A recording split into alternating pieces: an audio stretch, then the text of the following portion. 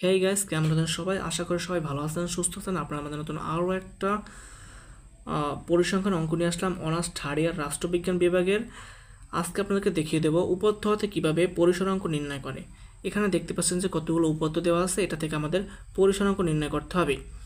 এখানে আপনাদের প্রথমে দেখিয়ে দিই সূত্রটা হলো CR equal H minus L ভাগ এইচ প্লাস এল গুণ 100। এইটা হলো সূত্র।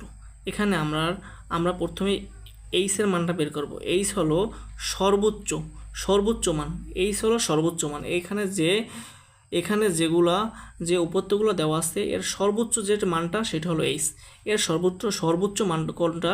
এখানে আমরা দেখতে পাচ্ছি যে 11। এখানে সর্বোচ্চ মান হলো 23 এবং এর মান কত? এল হলো সর্বনিম্ন মান। এই যে উপত্যগুলো দেওয়া আছে এর থেকে সবথেকে ছোট কোনটা? সবথেকে ছোট হলো এই ভিতর এই 2। দেখতে পাচ্ছেন যে এই উপত্যগুলোর ভিতর সবথেকে বড় হলো 23 এবং সবথেকে ছোট হলো 2। এখানে এল দ্বারা হলো সবথেকে ছোট এবং এইচ দ্বারা হলো সবথেকে বড়টা বোঝানো হয়েছে। তাহলে আমরা অঙ্কটা কিভাবে করব? প্রথমে এইটা হলো সূত্র।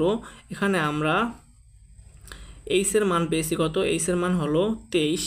আমরা এখানে 23 বসিয়ে দিলাম। এলের মান কত? এলের মান হলো 2 আমরা বসিয়ে দিলাম। আর এখানেও এইচের মান 23 এবং এলের মান এই 2 আমরা বসিয়ে দিলাম। তারপরে গুণ 100 দিলাম।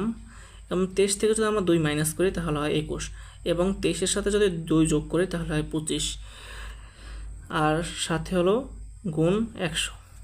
আমরা প্রথমে যদি 21-এর সাথে যদি 100কে গুণ করি, তারপরে যদি 25 দ্বারা ভাগ করি তাহলেই হয় 84।